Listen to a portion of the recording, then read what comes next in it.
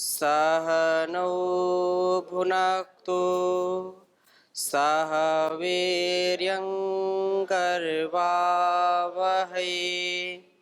तेजस्विनावधीतमस्तु मा विद्विषावहै। ओम शांति शांति शांति। वैदिक जीवन पद्धति की इस कक्षा में आप सबका हार्दिक स्वागत है, अभिनंदन है।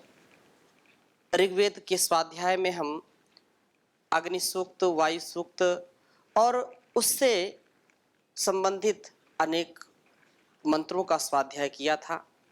वेद का पढ़ना, पढ़ाना, सुनना, सुनाना तथा अपने आचरण में उतारना ये हम सबका परम कर्तव्य है, क्योंकि वेद जो ज्ञान का मूल है, वेद के भेद को जान करके, इसके रहस्य को जान करके हम अपने जीवन में असीम सुख, शांति, आनंद का आधान करते हैं और अपने जीवन को सुंदर बना करके इस जगत को भी सुंदर बनाने का प्रयास करते हैं। यदि हम वास्तव में आत्मीय उन्नति चाहते हैं, वास्तव में शारीरिक उन्नति चाहते हैं, सामाजिक उन्नति चाहते हैं, तो जो वेद का ज्ञान है वो सबसे महनीय है, जो हमारे कर्तव्य अकर्तव्य को बताता है, हमारे परस्पर जीवन को ऊपर उठाता है। एक भी व्यक्ति यदि एक भी मंत्र को अपने जीवन में उतार ले, एक मंत्र नहीं, एक शब्द को अपने जीवन का आधार बना ले, तो उसका जीवन बहुत ही सुंदर, सरल, सहज हो जाता है। हम अपने जीवन में अच्छाई को धारण करने के लिए जो मूलभूत ज्ञान हमको मिलता है वेदों से, उसको आत्मसात करना हम सबका परम कर्तव्य है। आत्मसात करने से हमारे मन में, वाणी में और फिर व्यवहार में धीरे धीरे वो चीज उतरने लगती हैं। हमारा स्वभाव कब बदल जाता है हमको भी स्वयं पता नहीं चलता। तो बार बार वेद मंत्रों को सुनना, सुनाना, ऋषि ने ऐसे नहीं लिख दिया कि वेद सब सत्य विद्याओं का पुस्तक है और इसका पढ़ना पढ़ाना सबका परम धर्म है, सुनना सुनाना परम धर्म है। इसका तात्पर्य क्या है? इसका बहुत बड़ा तात्पर्य यह है कि जैसा हम पढ़ते हैं, जैसा सुनते हैं और जैसा बोलते हैं, मन में विचार करते हैं, फिर हमारा वैसा जीवन बन जाता है। हम सभी चाहते हैं कि अपने जीवन में हम श्रेष्ठतम आचरण करें, श्रेष्ठतम जीवन को प्राप्त करें। उसके लिए यदि हम इस वेद ज्ञान को जितना हो सकता है, सामर्थ्य सबका हो सकता है थोड़ा सा कम ज्यादा हो, लेकिन स्थूल रूप में सुन सकते हैं, पढ़ सकते हैं और धीरे धीरे आचरण में भी वह उतरने लगती हैं चीजें। इसलिए यहाँ पर हम ऋग्वेद, जिसको प्राचीन विद्वानों ने भी और अर्वाचीन विद्वानों ने भी विशेष माना है, उपासना जो ऋग्वेद है वो ज्ञान प्रधान है, जो यजुर्वेद है वो कर्म प्रधान है तथा सामवेद उपासना प्रधान है, अथर्ववेद विज्ञान प्रधान है। तो इसकी प्रधानता, ऐसे तो सब मंत्र कुछ ना कुछ सब में मिलेंगे, ज्ञान के भी मिलेंगे, कर्म के भी मिलेंगे, उपासना के भी मिलेंगे, परंतु विशेष रूप से यदि हम महत्व की बात करें तो इस प्रकार से आज हम नए मंत्र का स्वाध्याय करेंगे। पांचवें सूक्त का, प्रथम मंडल के पांचवें सूक्त के 10वें मंत्र का आज हम स्वाध्याय करेंगे और इसमें बहुत सुंदर बात कही, अनभिद्रोह, अर्थात हम द्रोह ना करें, हम हनन ना करें, न अपने आप की और न समाज में अच्छे लोगों की, न जो बुरे लोग हैं वो हमारी हिंसा करें, हमारा हनन करें। इस दृष्टि से पहले मंत्र को लिखता हूं, फिर आपके समक्ष कुछ निवेदन करूंगा। मानो मर्ता अभिद्रोहन। ओम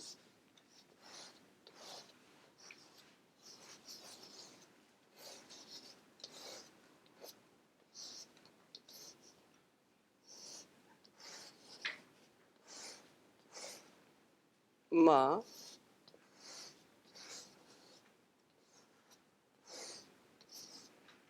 मानो मर्ता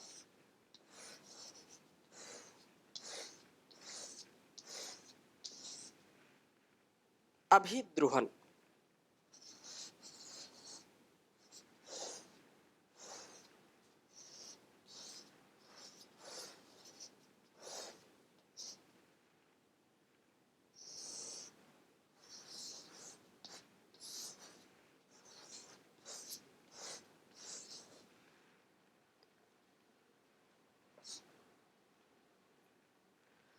तनु नाम इंद्र गिरवणः।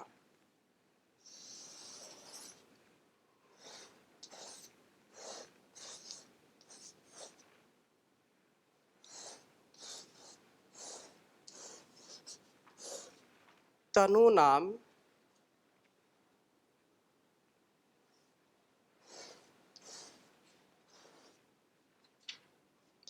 इंद्र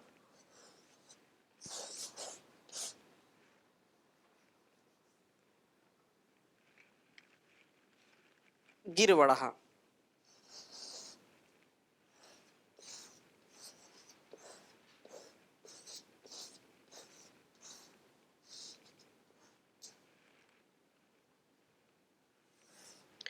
ईशानो यवयावधम।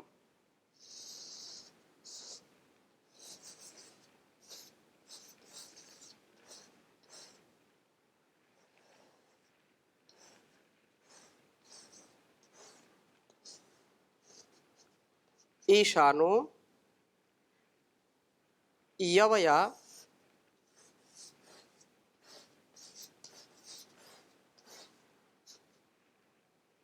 वधम।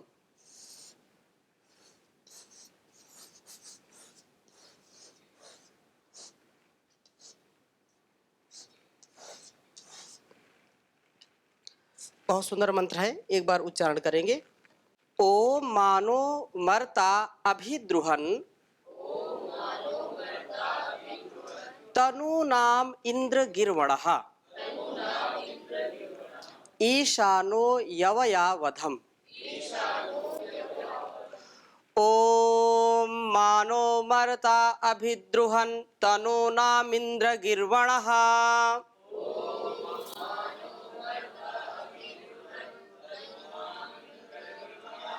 ईशानो यवया वधम। अभिप्राय इस प्रकार से हम इसको समझने का प्रयास करेंगे।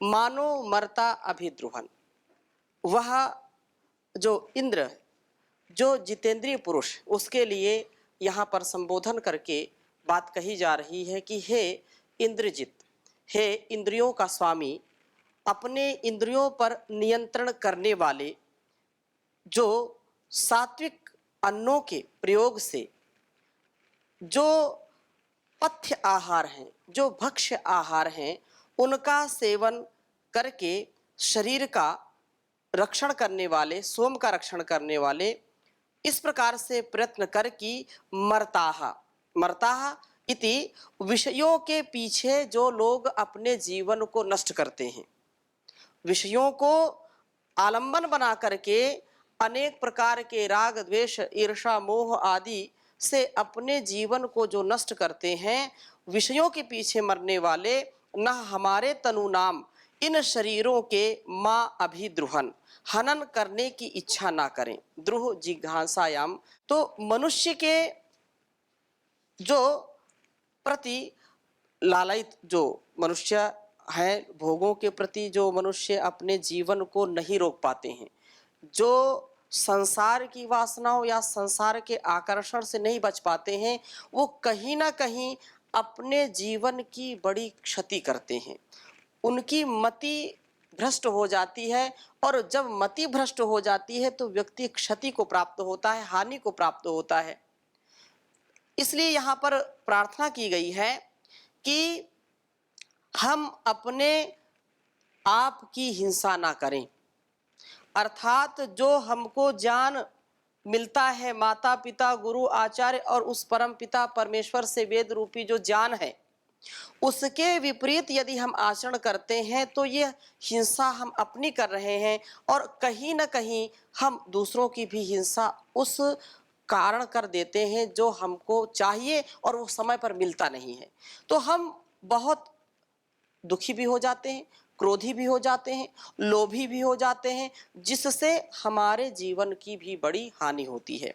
इसलिए यहाँ कहा है कि हनन करने की इच्छा ना करें, अर्थात मनुष्य विषयों के प्रति लालायित होता है और जो भोग विलास उसके शरीर के रोगों को जो है और बढ़ा देते हैं, शरीर रोगों का घर बन जाता है। यत्र भोगाः तत्र रोगाः, जहाँ भोग है वहाँ रोग है।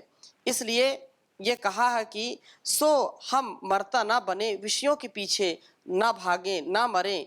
इनकी जो आपत रमणीयता है, गिरवणः, जान की वाणियों का सेवन करने वाले जीव, हे कर्तव्य का पालन करने वाले जीव, तो इनमें मत फंसना, इनसे ऊपर उठ और ना कि इनका जो है दास बन, इनकी गुलामी कर, इनके अधीन बिल्कुल नहीं रहना। हम स्वाधीन होकर के, स्वस्थ अपने में स्थित हो करके जब जीवन जीते हैं तो हमारा शारीरिक और मानसिक दोनों प्रकार का आरोग्य मिलता है। स्वस्थ का तात्पर्य क्या है? स्वस्थ का तात्पर्य है अपने अस्तित्व में स्थित रहना, अपने अस्तित्व में स्थित रहना। इससे इधर उधर न मानसिक रूप से न शारीरिक रूप से कोई रोग हो। यदि मन में किसी के प्रति द्रोह है, किसी के प्रति क्रोध है, किसी वस्तु के प्रति लालच है, लोभ है, तो हम उसको स्वस्थ नहीं कह सकते हैं। स्वस्थ की परिभाषा केवल यहीं पर समाप्त नहीं हो जाती है कि मेरा वात पित्त कफ ठीक है। ये मानसिक रूप से भी सात्विक, राजसिक, तामसिक तीनों में संतुलन होना आवश्यक है। इसी प्रकार से वात पित्त कफ का भी संतुलन आवश्यक है। इनमें जब दोष उत्पन्न होता है, जब असंतुलन होता है, डिसबैलेंस हो जाते हैं, तभी उसको हम रोग का नाम देते हैं। मानसिक रोग है अथवा शारीरिक रोग है। इसलिए हम ईशानः, इंद्रियों का मालिक, हम इंद्रियों के स्वामी बने, ना कि उसके दास बने। वधम यवया, वध को अपने से दूर कर, वध को विषयों का शिकार करके अपने आप का वध ना कर। इसलिए सदा गिरवणः, जान की वाणियों का सेवन करने वाले हों, इनसे हमें विषयों की तुच्छता का आभास मिलेगा। ज्ञान की वाणियों का सेवन करने वाले व्यक्ति जो ज्ञान को सदा आत्मसात करते हैं, जैसा सद ज्ञान सुनते हैं वैसा बोलते हैं और वैसा आचरण में लाते हैं, तो इस संसार की असारता को, इस असार संसार को वो समझते हैं कि इसमें जीवन कैसे व्यतीत करना है। संसार को हम पार करके कहीं जा नहीं सकते, इसी संसार में रहना है, मझधार में रहना है। लेकिन मझधार से कैसे पार उतरना है, इसका सहारा हमको मिलेगा ज्ञान का। ज्ञान ही ऐसी नाव है जिसके ऊपर हम बैठ करके आराम से मझधार से, इस भवसागर से पार हो जाते हैं। ज्ञान के बिना, ज्ञान विहीना सर्वमतेन भजति न मुक्तिम जन्मशतेन, भज गोविंदम भज गोविंदम गोविंदम भज मूढ़मते। संसार में ये सब जानते हैं कि जैसा, जब तक ज्ञान नहीं होगा, जब तक विवेक नहीं होगा, तब तक हम विषयों से ऊपर नहीं उठ सकते हैं, तब तक हमारा अस्तित्व श्रेष्ठ नहीं बन सकता है। इसलिए हम ऐसे बने कि अपने भी हिंसा ना करें और दूसरे की भी हिंसा ना करें। यदि एक एक व्यक्ति ऐसा विचार करे कि नहीं, मुझको स्वस्थ रहना है, अपने आप में, अपने आपे में रहना है, तो कभी भी वह धोखा नहीं देगा किसी को और ना कभी धोखा खाएगा। लेकिन वही लोग धोखा देते हैं, वही लोग धोखा खाते हैं जो अपने इस द्रोह को, अपने इस हनन को, अपने इस पतन को रोक नहीं पाते हैं। कभी विषयों में हम फंस जाते हैं, कभी रोग में फंस जाते हैं, कभी दोष में फंस जाते हैं। वाणी का व्यवहार हमको कभी धोखा दे देता है कि अरे ये तो मुझको नहीं बोलना चाहिए था, लेकिन मैंने बोल दिया। हम विचार करें कि हम अपने इस मन को मंदिर बना लें, इसको शिवालय बना लें, देवालय बना लें, क्योंकि जीता जागता परमात्मा का ही मंदिर है, उसने ही बनाया है। अतः हमारा ये कर्तव्य है कि हम एक क्षण के लिए भी इससे विपरीत आचरण ना करें। इससे एक क्षण के लिए भी विपरीत यदि हम करते हैं तो हमारे जीवन का उत्थान नहीं होगा। हम सदा पतन की ओर ही अग्रसर हो जाएंगे। हमारा जो मनुष्य धर्म है वह नष्ट हो जाएगा। प्रभु हमारी रक्षा करता है, हमको सदा आगे बढ़ाता है, इसके लिए हम सदा उसका गुणगान करें, उसका ध्यान करें और एक पल के लिए भी ऐसा कोई विचार ना आए कि जो मुझको अपने अस्तित्व से नीचे गिरना पड़े। ऐसा कोई भी कार्य ना हो जिससे हम दूसरों के आगे शर्मिंदा हों। यही इस मंत्र का विशेष सार है। इसी का ये भाव है कि ईशानो यवया वधम। हम अपने वध को कभी भी, अपने अस्तित्व को कभी भी, जो आप पढ़ते हैं ईशोपनिषद में, असुरिया नाम ते लोका अंधेन तमसावृता तास्ते प्रेत्यापि गच्छन्ति ये केचात्महनो जनाः।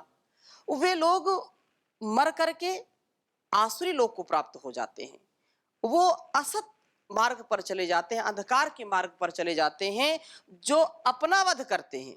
ये केचा आत्महनो जना, वही भाव यहाँ पर है कि हम अपने वध करने वाले ना बने, अपने इस द्रोह को, अपने इस हनन को रोकें। कैसे रोक सकते हैं? केवल एक ही उपाय है, ज्ञान का हम पान करें। ज्ञान के पान से इस जीवन को महान बना सकते हैं और वही प्रभु हमारा सदा उत्थान करने वाला है।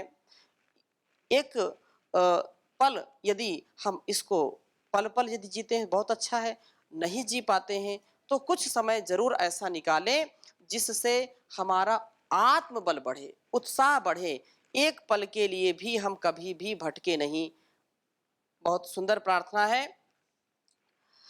प्रभु प्रभु रक्षा करो हम तो फकत तेरे सहारे हैं।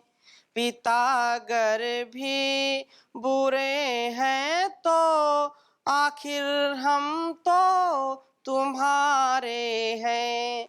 भुलाया आपको जब से विकट संकट उमड़ आए, घिरे अभिमान अघमद मोह से अब मन हमारे हैं। पिता अगर हैं तुम्हारे हैं, फकत तेरे सहारे हैं। हम संतान ऋषियों की, तपस्वी योगी मुनियों की, बने भोगी हुए रोगी, बुरी किस्मत के मारे हैं। प्रभु रक्षा करो हम तो फकत तेरे सहारे हैं। पतित पावन पतित पामर पकड़ बैठे हैं दर अब तो। पतित पावन पतित पामर पकड़ बैठे हैं अब दर तेरे। उठा लो नाथ तुम अब तो, तुमने कई पापी सुधारे हैं। प्रभु रक्षा करो हम तो फकत तेरे सहारे हैं। यही वर आपसे मांगू प्रभु कर बद्ध हो करके। यही वर आपसे मांगू प्रभु कर बद्ध हो करके। बुराई से बचे बन जाए तेरे भक्त सारे हैं। प्रभु रक्षा करो हम तो फकत तेरे सहारे हैं। सुखद सर वज सर्व स्वामिन, बस यही आशा करो पूरी। लगे जाहि सेवा में प्रभु अब मन हमारे हैं। प्रभु रक्षा करो हम तो फकत तेरे सहारे हैं। पिताजी गर बुरे फिर भी मगर आखिर तुम्हारे हैं, मगर आखिर तुम्हारे हैं। तो उस परमात्मा के प्रति जब हम भक्ति भाव से प्रार्थना करते हैं तो वो हमें पतित होने से बचाता है। वो पतित पावन है, वो पवित्र करने वाला है, हर पल हर क्षण हमको संभालने वाला है। हम जब भटक जाते हैं, विषयों में अटक जाते हैं, तो केवल वही सहारा है। वो हमको बहुत ही श्रद्धा से हमको ऊपर उठाता है। हमारे प्रति उसका जो लगाव है वो माँ के समान है। वो माँ की जैसी ममता अपने बच्चों को किसी भी परिस्थिति में परेशान, हताश, निराश नहीं देखना चाहती है। उसी प्रकार से जब हम परमात्मा के प्रति स्वाध्यायशील होकर के, जितेंद्रिय होकर के, जब हम अपने गिरवणः ईशानः बन करके विषयों से ऊपर उठ जाते हैं, तो प्रभु से दिए गए इन शरीरों को असमय में ही नष्ट नहीं होने देते हैं। यह परमात्मा के द्वारा दी गई बहुत बड़ी जागीर है, बहुत बड़ा यह उपहार है जो जीवन दिया गया है। यह शरीर इतना अनमोल है कि इसका कोई मोल नहीं दे सकता है। संसार का धन, कितना भी धनाढ्य व्यक्ति हो या कितना भी गरीब व्यक्ति हो, परमात्मा ने कोई इसमें भेदभाव नहीं किया है। वही सामर्थ्य, वही शरीर एक गरीब को भी दिया है, रंग को दिया है, और वही शरीर, वही सामर्थ्य एक राजा को भी दिया है। तो सामर्थ्य तो सबका एक है, फिर कोई प्रधानमंत्री बन जाता है और कोई एक संतरी भी नहीं बन पाता है। क्या इसका कारण है? उसका कारण उसका कर्म है, उसका स्वभाव है, उसके संस्कार हैं। तो हम अपने कर्म के पुजारी बने। कर्म ही पूजा जो कहते हैं, जब कर्म के पुजारी बनते हैं, इसके आधार पर हम अपने जीवन को जीते हैं, तो बड़ी से बड़ी मुसीबतों को भी हम पार करके अपने सामर्थ्य को बढ़ा लेते हैं। और इस सामर्थ्य के बढ़ने से हम एक क्षण के लिए भी पतित नहीं होते। संसार में उन्होंने उन्नति पाई जिन्होंने अपने आप को संभाला, और वे जिन्होंने अपने आप को नहीं संभाला उन्होंने बहुत हानि उठाई है। अपने जीवन में बहुत ही जीवन का स्वर्णिम अवसर खो दिया है। और युवा अवस्था तो विशेषकर स्वर्णिम अवस्था होती है। यदि हम पीछे मुड़ कर के देखें तो संसार में जितने भी श्रेष्ठ ज्येष्ठ कार्य हुए हैं, युग का परिवर्तन हुआ है, तो उनको युग पुरोधा कहा जाने लगा, और वे सभी युवा अवस्था में ही अपने संसार को मोड़ करके रख दिया, संसार को एक नई दिशा और दशा दी है। इसलिए अपने जीवन में हम भोगों से रुकें, भोगों से बचें। न भोगना है, न भागना है, जागना है। हम संसार को छोड़ करके कहीं जा नहीं सकते, संसार में ही रहना पड़ेगा। इसी में अपने आप को, जीवन को अच्छा सुंदर बनाना पड़ेगा। यदि कमल को कीचड़ से बाहर निकाल दिया जाए, क्या खिलेगा? क्या विकसित होगा? क्या नहीं होगा। उसका अस्तित्व कीचड़ में ही है, उसका अस्तित्व पानी में ही है। लेकिन यह जिंदगानी ईश्वर ने दी है, यह जवानी ईश्वर ने दी है। इसलिए इस जवानी को, इस जिंदगानी को इसी संसार रूपी पानी में रखना पड़ेगा। इसको हम सुंदर बनाएं, इसी में अपने आप को, जैसे कमल खिलता है वैसे इस जीवन को भी सुगंधित करें, सुरभित करें अपने जीवन को। और बहुत सुंदर बात कही है, विरम विरम संगान मुंच मुंच प्रमंचम विसृज विसृज मोहम विधि विधि स्वत्वम हम कलय कलय वृत्तम पश्य पश्य स्वरूपम कुरु कुरु पुरुषार्थम निर्वृतानंदते। तो अपने सोहम सोहम, अपने आप को जाने, अपने आप को पहचाने, अपने आप इस स्वरूप को जो है जी करके जब हम पुरुषार्थ करते हैं, पुरुषस्य अर्थः पुरुषार्थ था। इस आत्म कल्याण के लिए, जग कल्याण के लिए अपने जीवन को लगाएंगे तो बहुत श्रेष्ठ जीवन हो जाएगा और यह जगत भी बहुत श्रेष्ठ हो जाएगा। तो इन्हीं शुभ भावों के साथ, शुभ संकल्पों के साथ आज की कक्षा को यहीं पर विराम देते हैं। शेष चर्चा अगली कक्षा में करेंगे। ओम शांति शांति शांति।